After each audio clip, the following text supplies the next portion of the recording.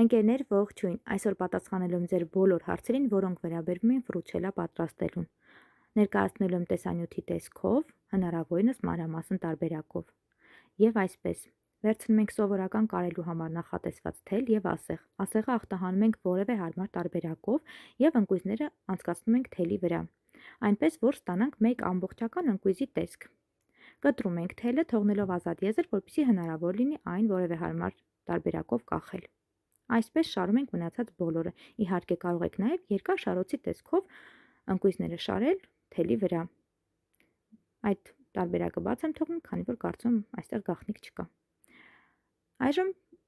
ընկույզները պետք է կախենք չորանալու, եթե չոր են կարող եք չկախել, իսկ եթե վստահ չեք, որ չոր են, անպայման կախեք չորանալու, որպեսզի հետո չբորբոցնեն։ Պատրաստում ենք շփոթը, որի համար կաթսայի մեջ լցնում ենք կես լիտրանոց տարայով ալյուր, կես լիտրանոց տարայով շաքարավազ, 200 մլ տարայով որևէ մուրաբայի օշարակ, իմ պարագայում դոշաբ է, բայց արմավի դոշաբ է։ Դուք կարող եք վերցնել ցանկացածը։ Դրանից կախված կլինի եւ գույնը, եւ որոշ չափով համը։ Ավելացնում ենք կես լիտրանոց տարայով ջուր, լավ խառնում ենք, որպեսզի գնդիկներ չլինեն, հետո ավելացնում ենք կես լիտրանոց տարայի կեսով ջուր եւ կրկին խառնում ենք։ Եթե վստահ չեք, որ գնդիկներ չկան, ապա այս этаպում մաղեք, որից հետո տեղափոխեք կրակին։ Անընդհատ պետք է խառնենք միջին կրակով, եփենք 1.5 ժամ, սա պարտադիր պայման է։ Ձեռքի տակ պարտադիր ունենում ենք տաք ջուր, որպեսզի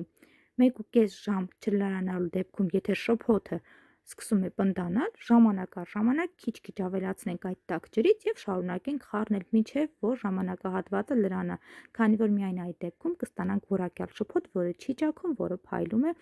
եւ համեղ է։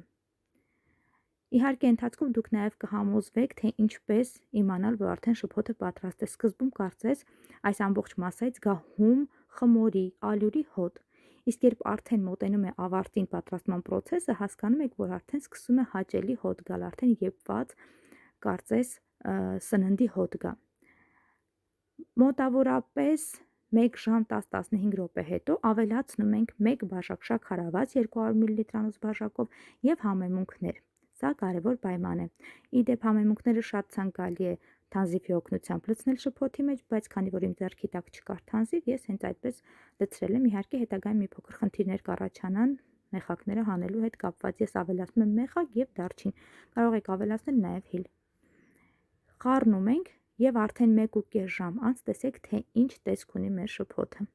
Ես ընթացքում ավելացրել եմ եւս կես լիտր ջուր։ Տեսեք, թե ինչպես է եռում։